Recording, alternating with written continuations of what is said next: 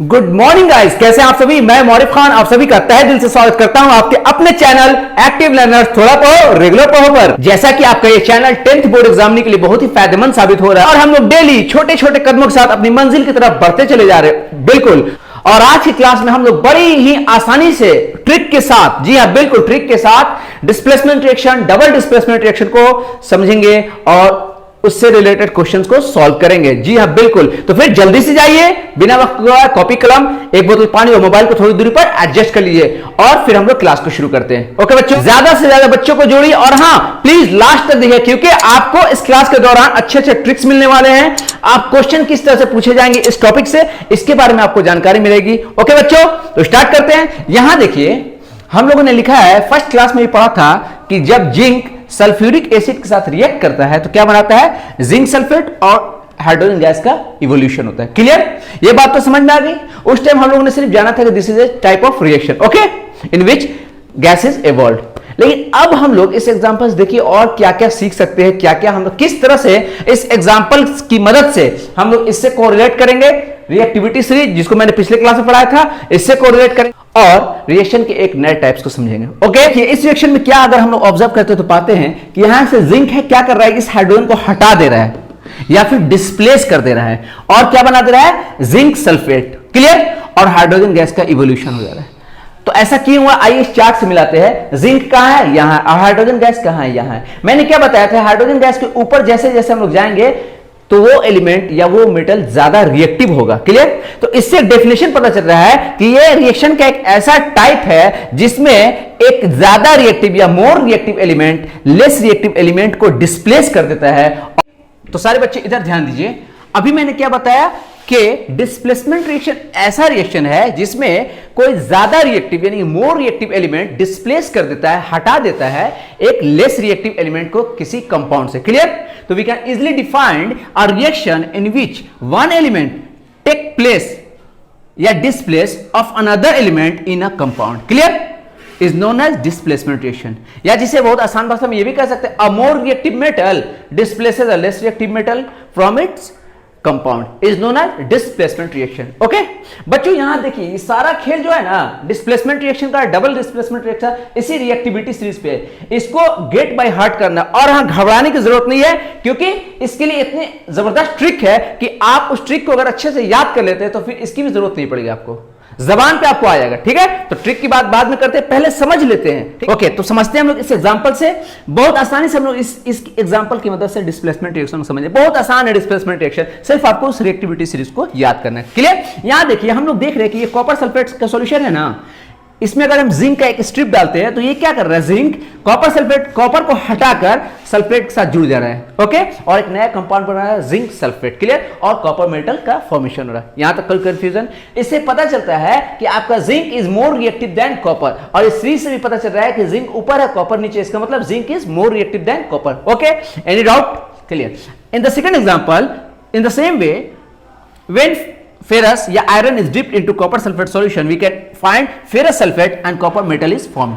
कोई कंफ्यूजन? यहां से भी ये बात पता चल, तो इससे भी एक रिजल्ट निकल सकता है कि यस फेरस इज या iron is more reactive than copper. Okay, इस सीरीज से भी आप देख सकते हैं आयरन कहां है आपका, यहां है, और कॉपर कहां है, यहां है। इससे ये पता चलता है कि iron is more reactive than copper. Clear, और हमने डेफिनेशन से ही पढ़ा है कि एक मोर reactive metal less reactive metal को डिस्प्लेस कर देता है। यहां इन दोनों एग्जांपल्स में हम लोगों ने देखा यही सेम बात। कोई confusion? In the third example we can see that if copper strip is dipped into silver nitrate solution we can find copper nitrate and silver is formed. Clear, यहां हम लोग देख रहे हैं कि कॉपर क्या कर रहा है, एजी मतलब सिल्वर, चांदी को हटा दे रहा है। इसका मतलब कॉपर चांदी से ज्यादा रिएक्टिव है, यानी कि copper is more reactive than silver. यहां देखिए कॉपर ऊपर है ना और चांदी का है नीचे, तो इससे साफ साफ पता चल रहा है कि copper is more reactive than silver. Clear, और इस एग्जांपल से हमने बड़ी आसानी से डिस्प्लेसमेंट रिएक्शन को समझ लिया। देखो बच्चों, इससे जो क्वेश्चन जब हम लोग सॉल्यूशन करेंगे तो इस चीज को माइंड में रखना जरूरी है, क्योंकि अगर ये आप माइंड में रखते हैं तो आपके लिए डिस्प्लेसमेंट रिएक्शन कुछ भी नहीं है। बिल्कुल ठीक है बच्चों, कोई कंफ्यूजन? और अगर नहीं भी याद होता है तो आप समझ जाइए कि जो हटा रहा है जो डिस्प्लेस कर रहा है वो ज्यादा रिएक्टिव होगा, जो हट रहा है वो लेस रिएक्टिव होगा। कोई कंफ्यूजन? ठीक है बच्चों, लेकिन इस सीरीज को जानना जरूरी है अभी आपके क्लास के लिए। कोई कंफ्यूजन? और उसके लिए एक बहुत ही मजेदार ट्रिक आप लोगों को मिलने वाली है, तो फिर पेशेंस रखना। और ओके, अब हम लोग इसके बाद पढ़ते हैं डबल डिस्प्लेसमेंट रिएक्शन। लेकिन डबल डिस्प्लेसमेंट रिएक्शन को पढ़ने से पहले हम लोगों को रेडिकल के बारे में जानना बहुत जरूरी है, क्योंकि जो डबल डिस्प्लेसमेंट रिएक्शन है वो रेडिकल पे भी बेस्ड है। कोई भी बच्चा स्किप नहीं करेगा प्लीज। मैं कह रहा हूं कि ये हम लोग की स्टार्टिंग वीडियोस है, तो प्लीज साथ दीजिए और रेगुलर देखिए। आपको ट्रिक, इंपॉर्टेंट क्वेश्चन सब कुछ मिलने वाला है। लेकिन अभी तो शुरुआत है, तो पहले तो मेन बात जानना जरूरी है ना, उसके बाद तो ट्रिक बहुत छोटी चीज होती है। क्लियर? शॉर्टकट के चक्कर में भी नहीं रहना है, अभी डिटेल पढ़ना, उसका तो शॉर्टकट आप लोग खुद निकाल। देखिए बच्चों, बहुत इजी बात है कि एटम और group of atoms having some charges, ठीक है, कोई ना कोई चार्ज होगा, या तो पॉजिटिव चार्ज हो जाए या फिर नेगेटिव चार्ज हो जाए, विच कंबाइंस, और दोनों मिलकर क्या बनाते हैं? कंपाउंड का फॉर्मेशन करते हैं। क्लियर? जैसे उस बेसिस पे हम लोग कह सकते हैं कि रेडिकल कितने तरह के हो सकते हैं? दो तरह के। एक आपका पॉजिटिव, जिसे बेसिक रेडिकल कहते हैं। जब हम लोग एसिड बेस साल्ट पढ़ेंगे तो उसमें और मजा आने वाला है, इसके बारे में और डिटेल पढ़ेंगे हम लोग। क्लियर? अभी फिलहाल ये जान लीजिए कि पॉजिटिव रेडिकल को बेसिक रेडिकल कहते हैं और निगेटिव रेडिकल को एसिडिक रेडिकल बोलते हैं। ओके, यहां देखिए, जैसे कि sodium Na+, hydrogen H+, ammonium NH4+, ये सारे के सारे क्या है? बेसिक रेडिकल है या फिर पॉजिटिव। ओके, यहां देखिए chloride Cl-, hydride H-, bromide Br-, ये सारे के सारे एसिडिक रेडिकल या फिर निगेटिव रेडिकल है। क्लियर? कोई confusion?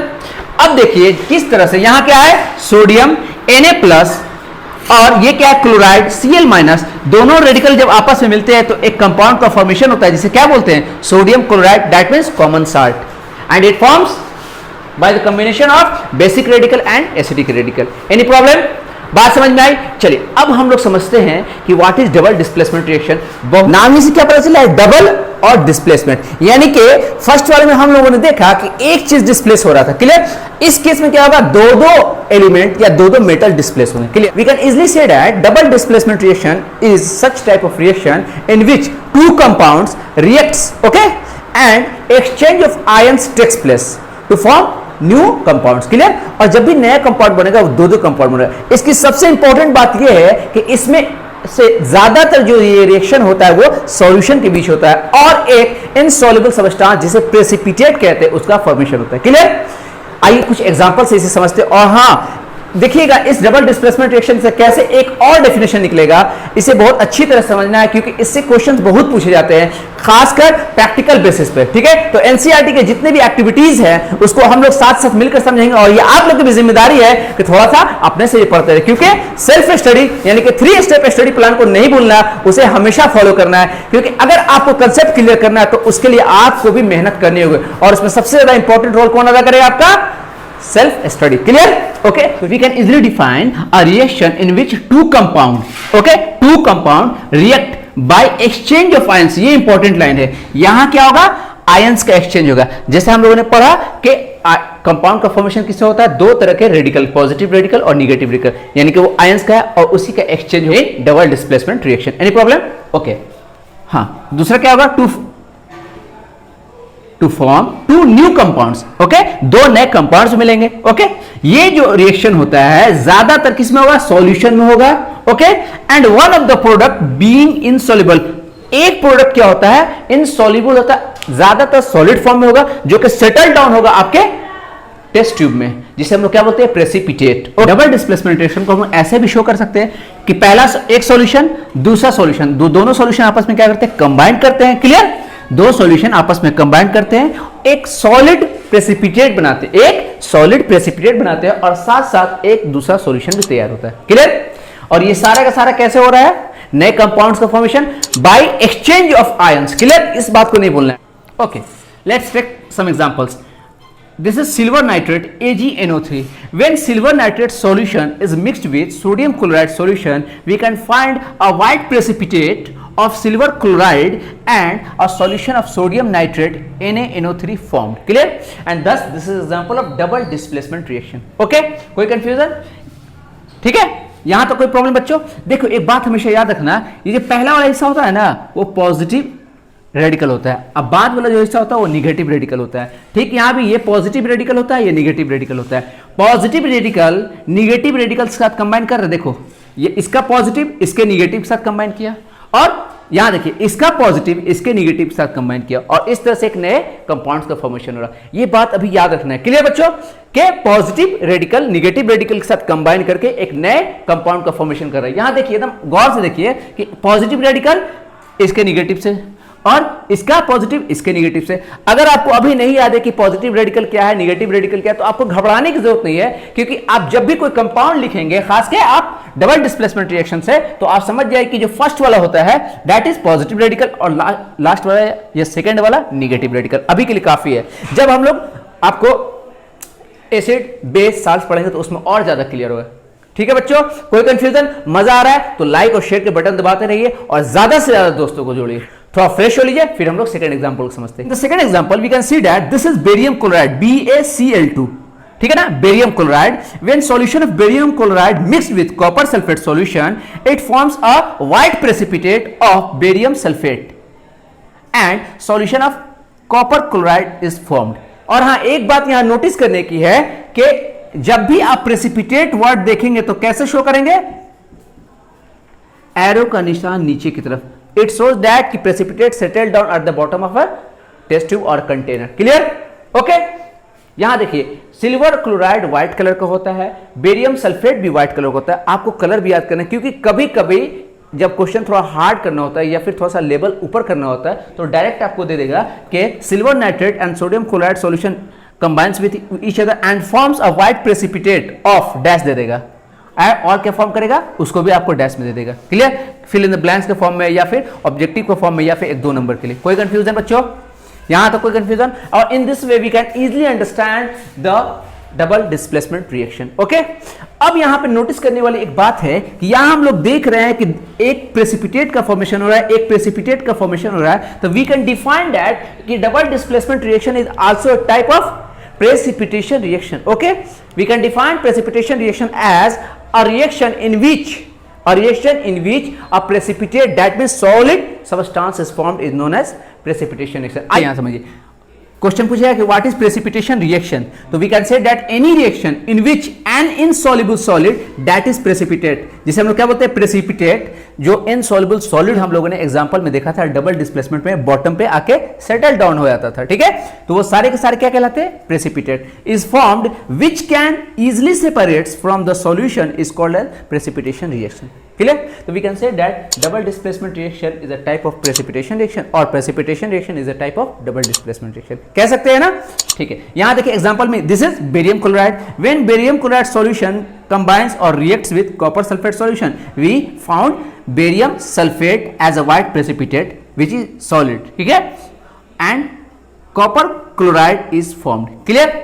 And in the second example, when lead nitrate solution is combines with potassium iodide solution, it forms a yellow precipitate, lead iodide PbI2, and a solution potassium nitrate is formed.